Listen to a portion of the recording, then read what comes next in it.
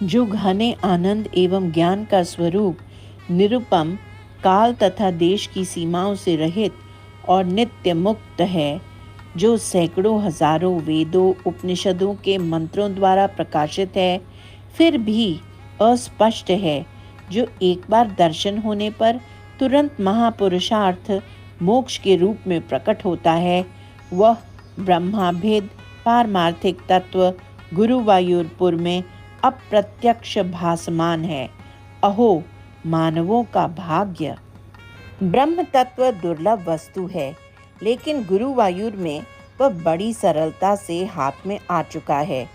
ऐसी दशा में जन मन वचन या बुद्धि से हाहंत किसी दूसरे का आश्रय करे तो इस बात से उनकी शुद्रता ही अल्पत्व ही प्रकट होती है। यह तो स्पष्ट है। हम सभी पीड़ाओं त्रिविध तापों के नाश के लिए गुरुवायूर के उस सर्वात्म रूप भगवान कृष्ण का ही स्थिर अविचल मन से आश्रय करेंगे। भगवान वेदव्यास की यह वाणी बार बार सुनाई पड़ती है कि दूसरे गुणों अर्थात रज और तम के न मिलने के कारण निर्मल जो सत्वगुण है, उसके उत्पन्न भूतों एवं इंद्रियों से ही आपका शरीर बना हुआ है। उस निर्मलता के कारण आपका शरीर अनावृत परमानंद तथा प्रकाश ज्ञान का उजला रूप है और वह सुनने एवं स्मरण करने के लिए मधुर है। आपके उस शरीर का ग्रहण अत्यंत सरल भी होता है। भाग्यवान लोग आपके ऐसे सच्चिदानंदमय स्वरूप में रम जाते हैं। ब्रह्म निर्मल, कंपहीन, नित भरा और परमानंद के अमृत से पूर्ण समुद्र है। अनेक मुक्त जीव रूप मोती उनमें लीन है, अतः वह अत्यंत सुंदर है।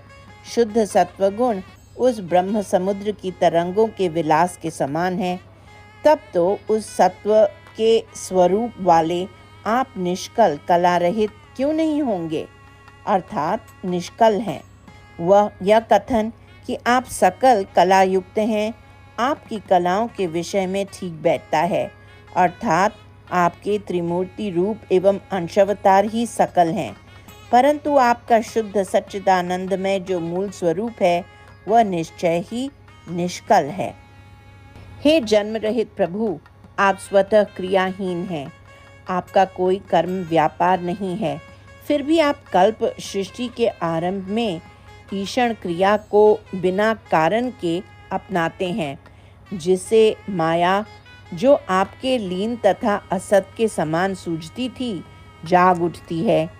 अपने ही महान विभवों विभूतियों से सदा सर्वदा सफल रहने वाले हे भगवान, आप उस माया के शुद्ध अनावृत सत्व गुणांश को लेकर वैकुंठेश्वर का रूप धारण करते हैं। आपका वह वैकुंठ सकल रूप नव जलदों तथा सुंदर कलाएं कुसुमों के समान है। वह लावण्य का सर्वोत्कृष्ट सार है और सुकृतियों के नेत्रों के लिए पूर्ण पुण्यों का अवतार है, अर्थात वे आपके शरीर को अपने समस्त पुण्यों का मूर्त रूप मानते हैं। आपका शरीर लक्ष्मी के लिए निशंक लीलाओं की रंगभूमि है। वह ध्यान निरत लोगों के हृदयों को अमृत धारा से सींच देता है। हे गुरुवायूर के स्वामी, मैं आपके उस स्वरूप का निरंतर ध्यान करता हूँ। हे अजित, मैंने सोचा था कि आपका सृष्टि व्यापार दुस्सह तथा जीवियों के लिए अनेक अनेक सांसारिक दुखों का देने वाला है, लेकिन मैं अब ऐसा नहीं समझता। अगर आपकी सृष्टि क्रिया न होती तो जीवी मनुष्य एवं तिर्यक आपके अति मधुर तथा ज्ञान एवं आनंद से आर्द्र शरीर को आँखों से प्रत्यक्ष देखकर तथा कानों से उसका वर्णन सुनकर परमानंद के अमृत समुद्र में कैसे रम जाते। हे हरे, आप एक ऐसा पारिजात वृक्ष हैं जो भक्तों के सामने हमेशा सन्निधान करता है, उपस्थित होता है। न मांगे तब भी उन्हें आर्य काम और परमानंद पूर्ण मोक्ष दे देता है। सबके लिए लभ्य है, और अनगिनत फल धारण करता है। ऐसी स्थिति में प्रार्थियों का यह समूह व्यर्थ ही इंद्र के उपवन के तुच्छ कल्प वृक्ष को चाहता है। अर्थात जब भगवद रूप पारिजात वृक्ष सभी पुरुषार्थों को सिद्ध करा देता है, तब स्वर्ग उद्यान के पारिजात वृक्ष की अभिलाषा व्यर्थ है। दूसरे बड़ी करुणा में अपने प्रार्थियों का अन्यान अभिष्ट प्रदान करते हैं, स्वयं को नहीं, आप विशेष करुणा से अपने आप को भी दे देते हैं। जगत में सबका स्वामित्व अधिकार परिजनों पर ही चलता है, पर आपने ऊपर नहीं। आप अपना भी ईश्वर हैं, स्वामी हैं। बड़े भाग्य वाले जीवी परम मनोहर आप में अत्यंत रम जाते हैं। आप अपने में रमते हैं, आप आत्मा राम हैं। हे अनुपम गुणों के निधान कृष्ण, आपको मेरा प्रणाम है। ऐश्वर्य, वीर्य, यश, श्री, ज्ञान और वैराग्य, इन छहों विभूतियों के समाहार को भग कहते हैं।